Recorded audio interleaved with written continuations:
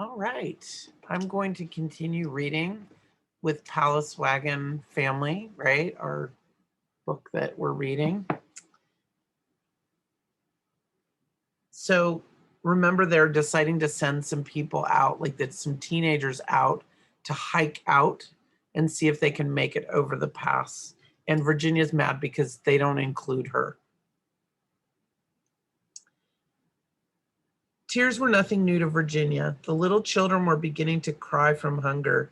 But when men cried, it seemed somehow different. She tried to control her own feelings, mostly because of Mary Graves.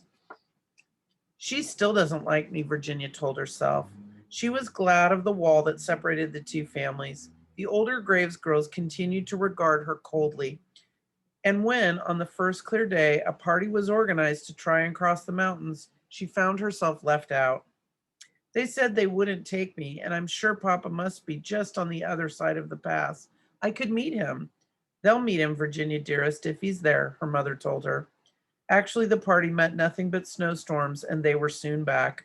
Several such attempts were made, but all were failures until Uncle Billy suggested trying on snowshoes. He could make them out of oxbows sawed into thin strips and fit out the whole company. Mary Graves helped her father organize them, picking the strongest young people for what Mr. Breen had called another mountain scrabble. He had no desire to join them, and piously quoted something about waiting on the Lord. The Breens could afford to wait. They were the only family who had much of any meat left, and they were making it last by eating hides. So the hides are like cow hides.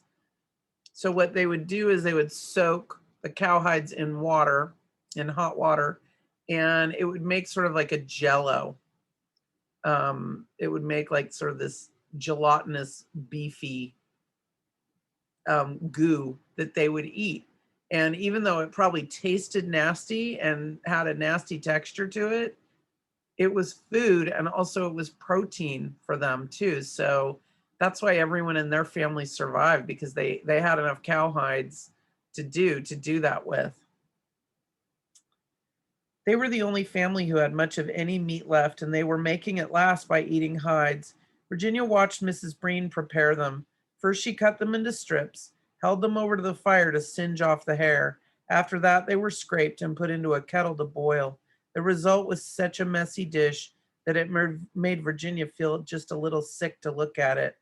And yet, because of the prayers that were said and the diary Mr. Breen was keeping, she found nourishment for both her body and spirit in the Breen cabin. Pa kept a diary too, she told Mr. Breen. Now Milt has his book, but he doesn't bother to write in it anymore. I'm glad you're keeping track of the weather. If it clears up, we may get across the mountains. It was a forlorn hope, everyone said, and yet there were many who clung to it in spite of the weather. Uncle Patrick recorded it faithfully. He began his diary as soon as he and his family settled in the Murphy Schallenberger cabin. By the end of November, it read something like this: November 30th, snowing fast. Looks as likely to continue as when it commenced. No living things, no living thing without wings can get about. December 1st, still snowing. Wind west. Snow about 6 or 7.5 feet deep. Very difficult to get wood. We are completely housed up. Our cattle are all killed, but two or three, and these with the horses and Stanton's mules, all supposed to be lost in the snow. No hopes of finding them alive. December 3rd, ceases snowing, cloudy all day, warm enough to thaw.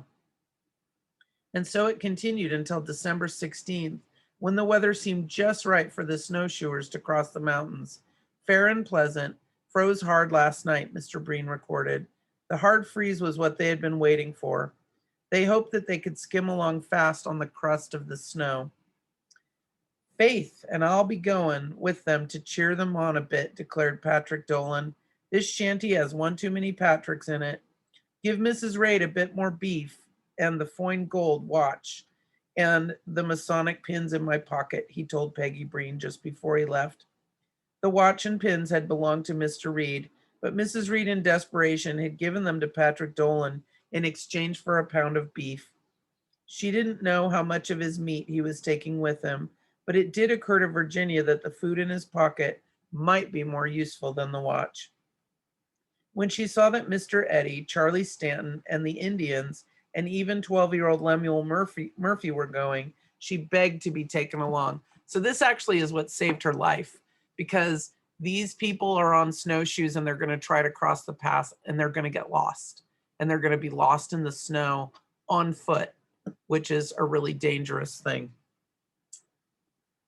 The group In the group were several young mothers who were leaving their babies in a last desperate attempt to bring them food.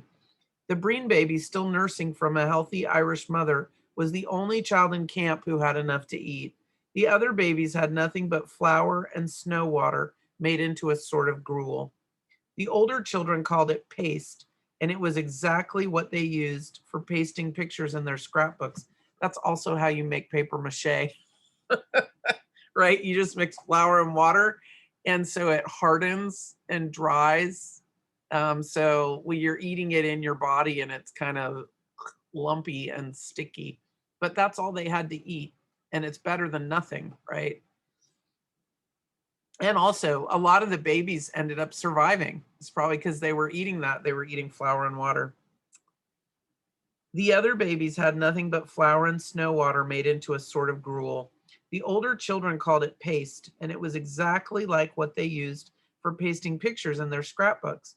Still, it was not as bad as the boiled hides that others had to eat. This was known as glue.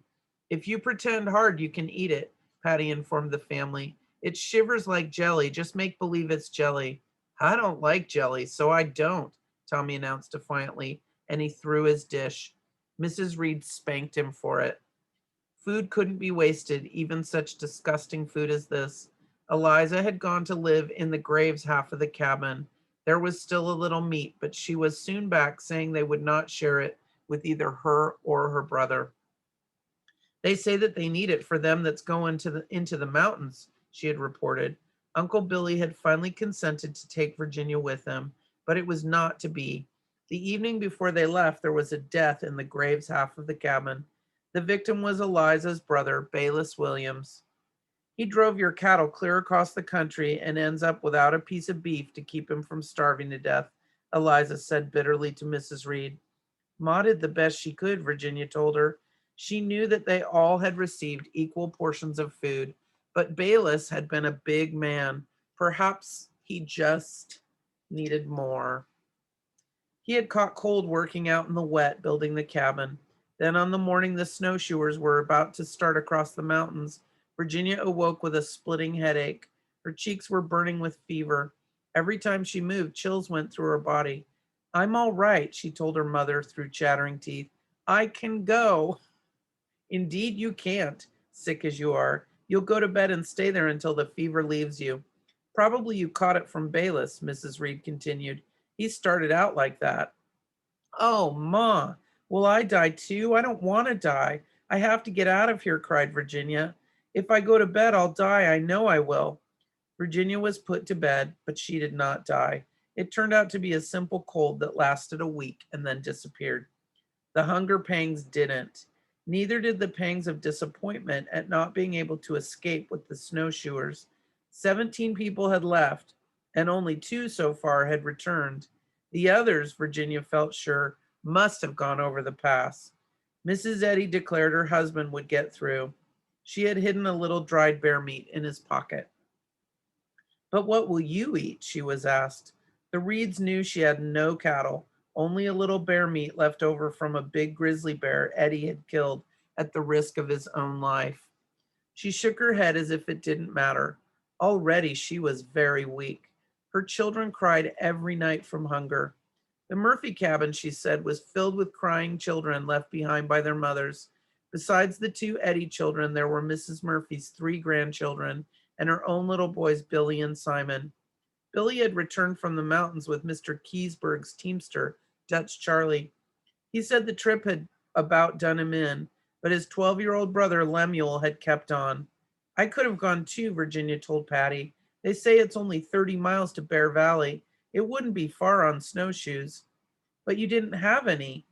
Uncle Billy didn't make you any. He didn't want Lem and Bill to go either. He said it was too much for children. I am not a child, Virginia began, and then she lapsed into silence. Her dreams, she knew, were not the dreams of a little girl, but of a restless young woman searching for something to give her life meaning and purpose. Perhaps it had been childish to imagine herself riding into Captain Sutter's new Helvetia like a princess in a palace wagon.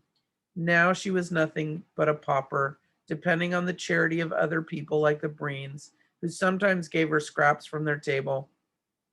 They would boil their meat in snow water and give her the bones for soup. They also showed Mrs. Reed how to prepare the hides. There was no salt for seasoning, only a little pepper, and still less flour. No bread of any kind had been baked since October. Mr. Stanton and his Indians had brought provisions, to be sure, but not enough to last.